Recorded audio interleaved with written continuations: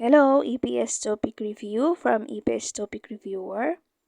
So, 돼지, 닭 같은 가축들에게 주는 음식을 빈칸이라고 합니다. 다른 말로는 먹이라고도 하지요. Yung cow, yung pig, yung chicken, katsoktul, livestock. Blank daw ang tawag doon sa food na binibigay sa livestock like sa cow, sa pig, at sa chicken. Taron malonen. Yung ibang tawag din daw, in other words daw is tinatawag din itong mugi or feed. Ano daw ang tawag doon sa binibigay sa livestock?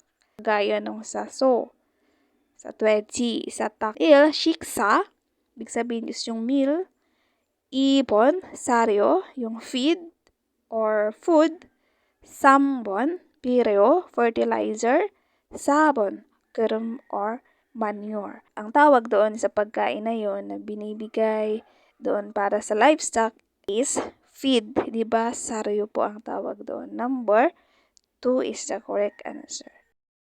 Next, 땅이 좋아야 식물들에 잘 자랍니다. So, maganda daw magpatubo ng plants kapag yung lupa is maganda. So, 그래서 땅을 좋게 만들고 식물에 잘 자라는 것을 돕기 위해 땅에 빈칸을 뿌립니다. So, the land to make it good and help plants grow well, sprinkle blank on the ground. So, pag sa Tagalog is para matulungan yung pagpapatubo doon sa halaman, mag-sprinkle daw ng blank. Purida is sprinkle. So, tiyak. So, yan ay toothpaste. Ibon, saryo, yung feed. Sambon, bireo, fertilizer.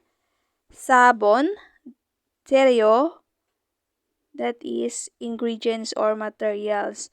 So, ang correct answer dito syempre mag-sprinkle ng fertilizer, yung number 3, matulungan na mag-grow yung halaman, saka maganda siya sa lupa.